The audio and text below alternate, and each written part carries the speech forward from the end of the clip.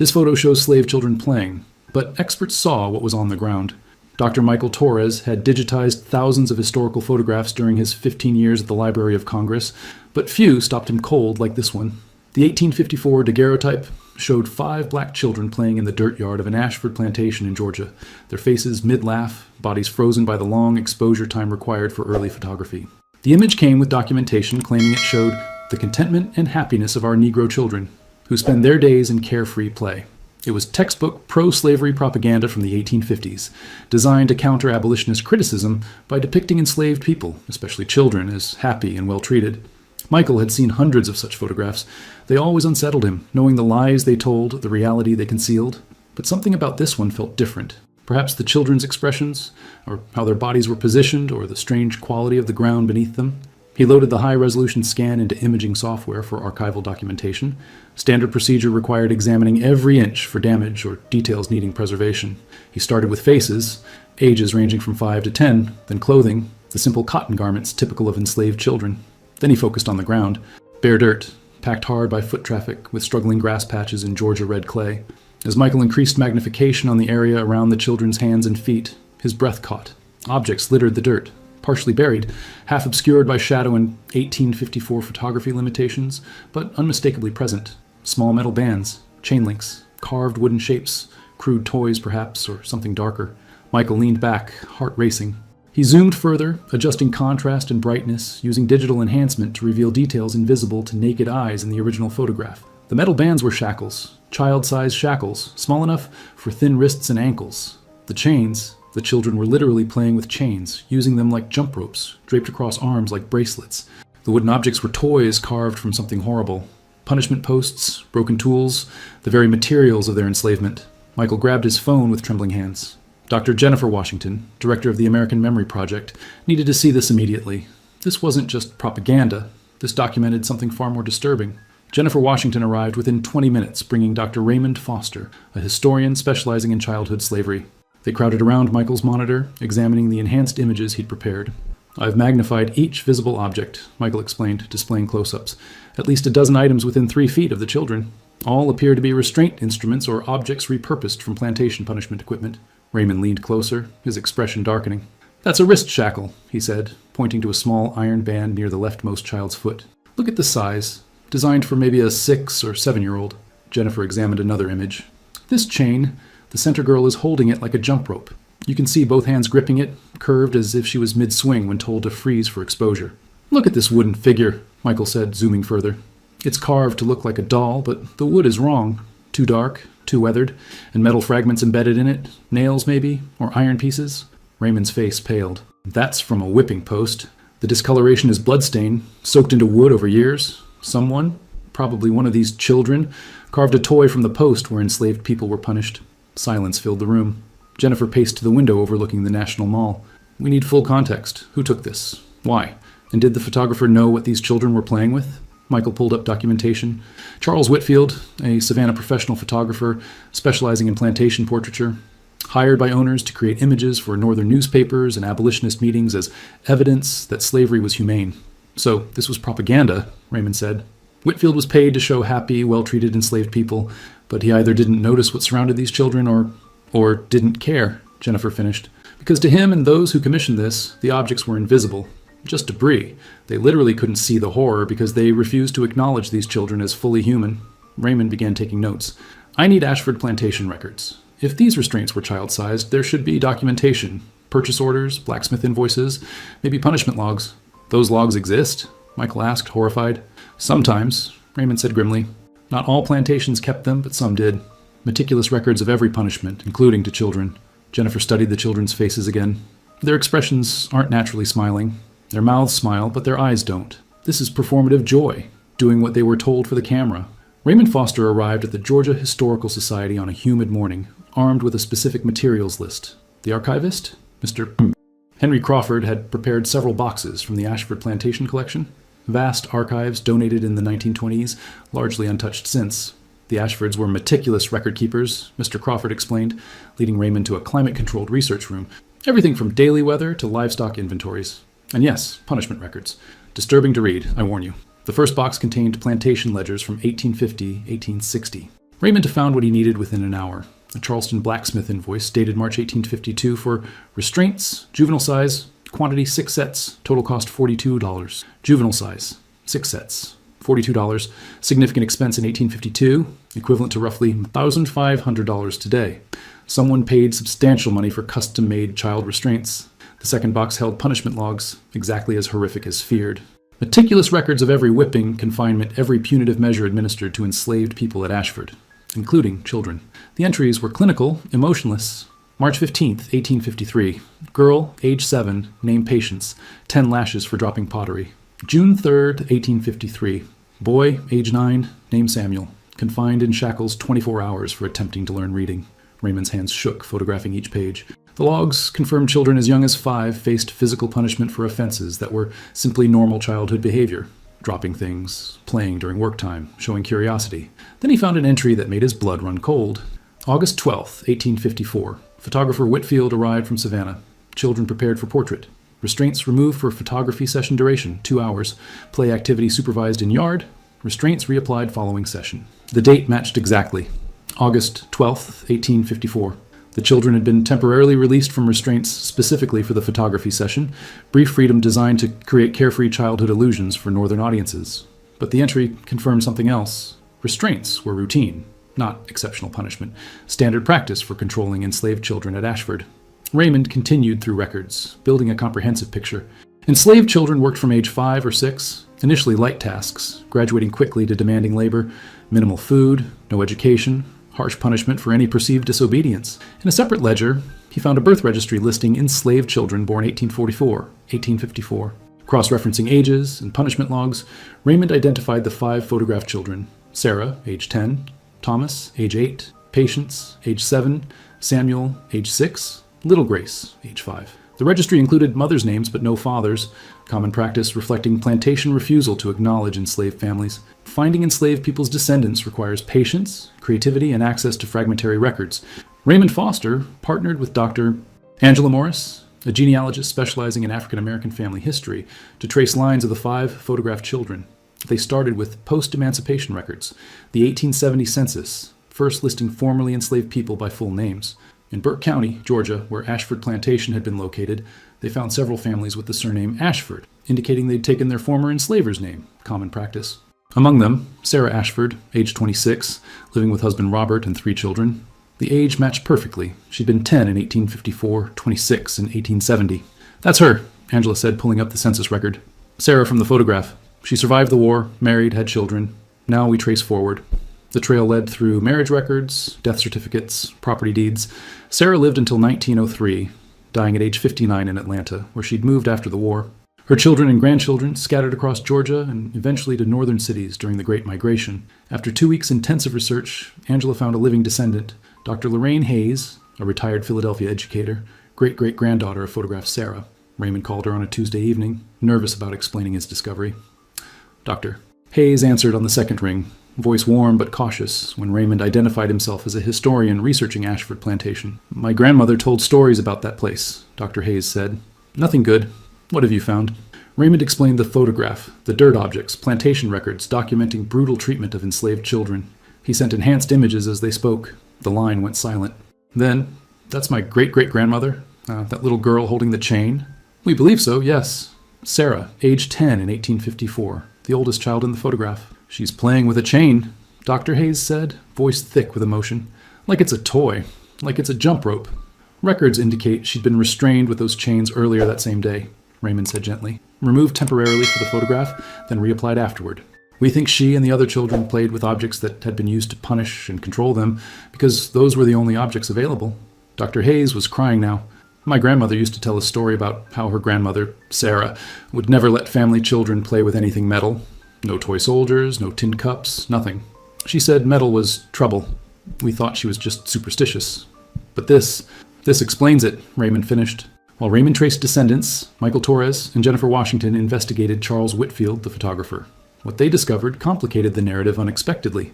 Whitfield had been a successful Savannah photographer, operating a studio from 1848 until his 1872 death. His client list included wealthy plantation owners, merchants, politicians. He was known for flattering portraits and, increasingly in the 1850s, propaganda images designed to counter abolitionist criticism. But Michael found something unexpected in Whitfield's personal papers at the Savannah Historical Society, a private journal kept from 1850 to 1865. Entries were sporadic, often months between updates, but revealed a deeply conflicted man. A July 1854 entry, just before photographing the Ashford children, read, "I'm hired to create lies with my camera. Plantation owners want images of smiling slaves, well-fed children, orderly fields. They want proof their peculiar institution is humane and just. But what I see through my lens tells different stories. I see people in chains, children who should play but instead labor, families torn apart at auction blocks. Yet I take their money and create demanded images because I have a family to feed and business to maintain. I am complicit in evil, and I know it." Michael shared this with Jennifer, who read it with growing surprise. He knew he was creating propaganda, felt guilty, but kept doing it. "There's more," Michael said, pulling up another entry dated August 1854, the Ashford photograph's exact month. "Today, I photographed children at the Ashford place. The overseer arranged them in the yard, told them to play naturally, as if such a thing were possible. I saw what surrounded them: shackles, chains, whipping post pieces carved into crude toys, children literally playing with bondage instruments. I framed the shot to include these objects, knowing Ashford wouldn't see them, knowing Northern critics wouldn't look closely enough. But they're there, in the image, preserved forever. Perhaps someday someone will see what I saw. Perhaps someday this photograph will testify to truth rather than the lie it was commissioned to tell." Jennifer sat back, stunned. He did it deliberately. Knew the objects were there, made sure they were visible. This wasn't accidental documentation, intentional subversion. They found more entries describing similar subtle rebellion.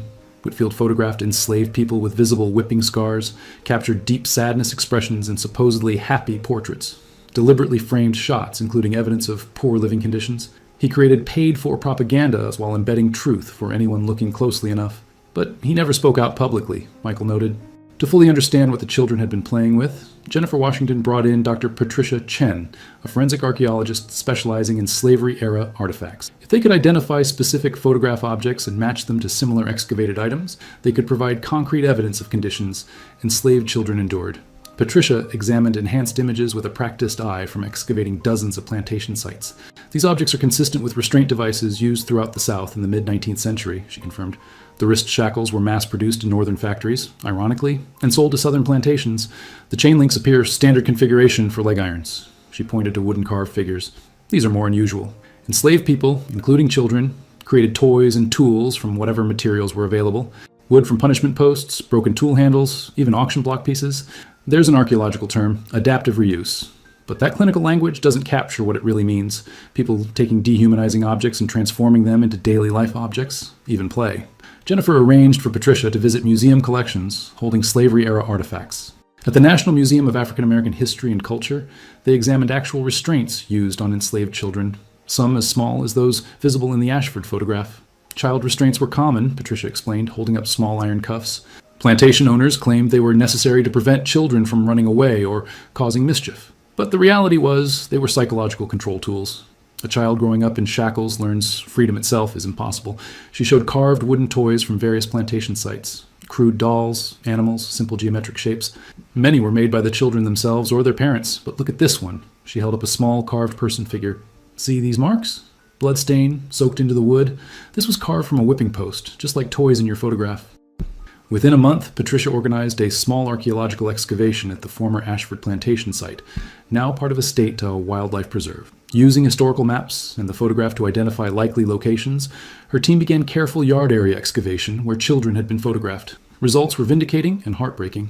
3 feet below current surface in 1850s soil layers, they found 2 child-sized iron shackles, corroded but intact chain sections matching photograph types, carved wooden fragments including part of a doll or animal figure, metal fragments from locks and restraint mechanisms, and most poignantly, a small wooden top, child's toy, carved with initials, S.A. Sarah Ashford, Raymond breathed when Patricia showed him the carved top. The Library of Congress held a press conference on a cold February morning, 6 months after Michael Torres first noticed the photograph object. The main reading room packed with journalists, historians, descendants, and public members who'd heard about the discovery.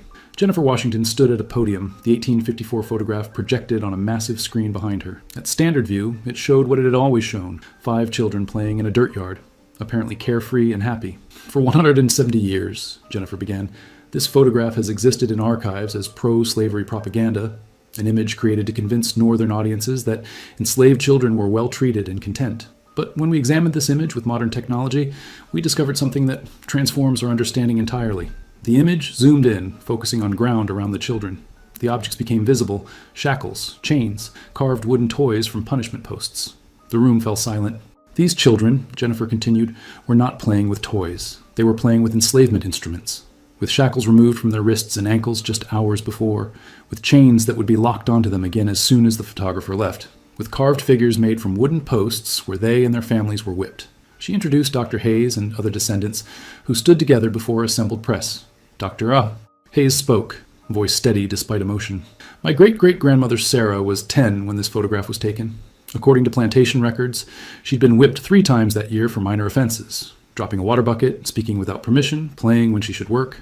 She lived in constant fear and pain. When the photographer came, she was told to play, to smile, to prove slavery was kind. So she picked up a chain, the same chain that had restrained her, and held it where the camera could see. She bore witness the only way she could.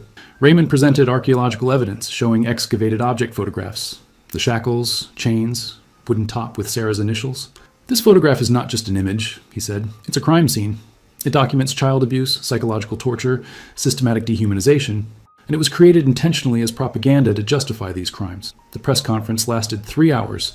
Multiple journalists asked about photographer Whitfield and his stated intentions. Jennifer addressed this directly. Whitfield wrote in his journal that he deliberately framed this shot to include objects as hidden truth-telling. Some might see this as moral complexity or even courage. But I want to be clear, Whitfield profited from slavery. The Ashford photograph discovery prompted researchers nationwide to re-examine other slavery-era images with similar skepticism.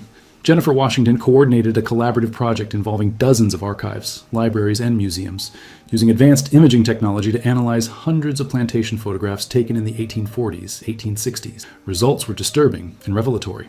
In photograph after photograph marketed as showing contented slaves or well-treated servants, researchers found evidence of abuse, restraint, and suffering hidden in plain sight.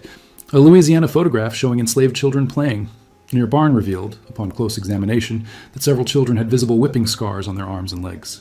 A Mississippi image depicting a happy enslaved family was found to show ankle restraints partially hidden under the father's trousers and heavy wrist scarring consistent with long-term shackling. A South Carolina photograph of children resting in a field showed them positioned before a whipping post, with dried blood still visible on the wood. These photographs were designed to lie, Jennifer explained at a symposium bringing together project researchers. But if you look closely enough, the truth is always there. Photographers either didn't notice or didn't care that abuse evidence was visible in their carefully composed propaganda images. Dr. Raymond Foster expanded his research beyond Ashford Plantation, examining punishment logs from dozens of other plantations across the South. Child restraint was not exceptional, he reported. It was standard practice. Children as young as 4 or 5 were subjected to shackles, chains, and confinement as control and punishment forms. And yes, there's documentation of children playing with these restraint devices, either because they had no other toys, or because transforming oppression instruments into playthings was a psychological survival mechanism. Patricia Chen's archaeological team began excavations at several other former plantation sites, guided by enhanced photographs showing possible buried artifacts. At each site, they found similar evidence: child-sized restraints, chains, carved toys from punishment equipment, and childhood debris stolen by slavery. But research also revealed something hopeful: resistance. In many carved toys and adapted objects, archaeologists found evidence of subtle defiance: initials carved into wooden figures, decorative patterns that might have been coded messages, small creativity acts asserting humanity in the face of systematic dehumanization. These children and their families refused to be completely broken, Patricia said. Yes, they were forced to play with chains. Yes, they lived under constant violence threat. But they also carved toys, told stories, created beauty where they could.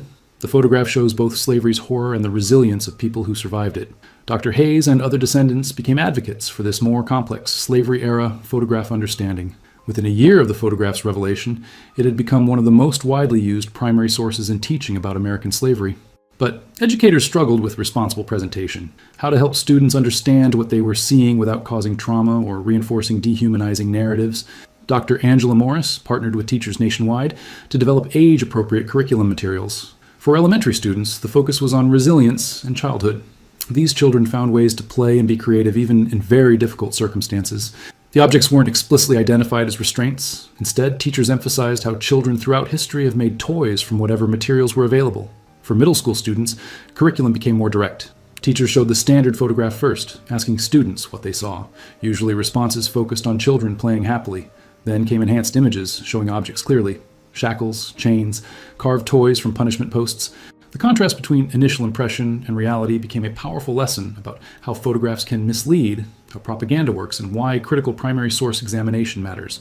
High school and college curricula went deeper, incorporating plantation records, Whitfield's conflicted journal entries, archaeological evidence, and descendant testimonies. Students analyzed how the photograph functioned as both propaganda and inadvertent documentation, how enslaved children survived psychologically, and how trauma transmitted across generations. Dr. Hayes became a frequent school guest speaker, bringing family photographs spanning 5 generations from Sarah to her own grandchildren. "This is what resistance looks like," she told students, gesturing between the 1854 image and contemporary family photos.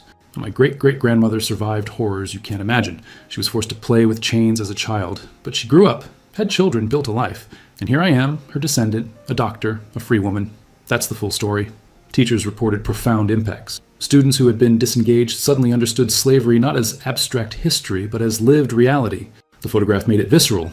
Seeing children their age or younger playing with torture instruments challenged any remaining antebellum South romanticization. But curriculum also emphasized agency and resistance. These children weren't just victims. They were survivors who found ways to preserve their humanity and leave testimony for the future. One high school teacher in Atlanta wrote, "My students will never forget this photograph. It changed how they see everything, not just slavery, but how power works, how propaganda functions, how important it is to look closely at what we're told is normal." On a humid Georgia morning in August 2025, exactly 171 years after the photograph was taken, a memorial was dedicated at the former Ashford plantation site. The monument consisted of bronze sculptures of the 5 children from the photograph, positioned as they had been in 1854, but with one crucial difference. The chains, shackles, and punishment post toys were rendered in bronze as well, impossible to overlook or ignore. More than 300 people attended the ceremony, including Dr. Hayes, Marcus Jefferson, and other descendants of enslaved people from Ashford Plantation. State officials, historians, educators, and public members gathered beneath oak trees whose roots had witnessed the events documented in that photograph. Jennifer Washington spoke first, standing before the memorial. For 170 years, this photograph existed as propaganda, an image designed to hide slavery's truth. But the children in this image refused to let truth be completely hidden. They held suffering evidence where the camera could see it, trusting that someday someone would look closely enough. Today, we honor that trust by ensuring their testimony is never forgotten. Raymond Foster read the names: Sarah, age 10, Thomas, age 8, Patience, age 7, Samuel, age 6, Grace, age 5. As he spoke each name, a descendant came forward to place flowers at the memorial. When he reached Grace's name, the child who died at age 8, just 3 years after the photograph, the silence was profound. Dr. Hayes addressed the crowd, voice strong despite tears. "My great-great-grandmother Sarah lived to be 59 years old. She survived slavery, survived the Civil War, survived Reconstruction. She married, had children, saw grandchildren born. She never spoke about the worst of what she endured. Some trauma is too deep for words, but she left us this photograph. She made sure we would see, and now we do." The memorial included an interactive element, tablets mounted beside the sculptures showing the original photograph at standard magnification, then allowing visitors to zoom in and discover the objects themselves, recreating Michael Torres's original discovery moment. Children visiting could experience that same revelation. What looks normal from a distance reveals horror upon closer inspection. Patricia Chen explained the archaeological component, a small excavation site preserved under glass, showing some actual objects recovered from this exact spot. "These are real," she told the assembled crowd.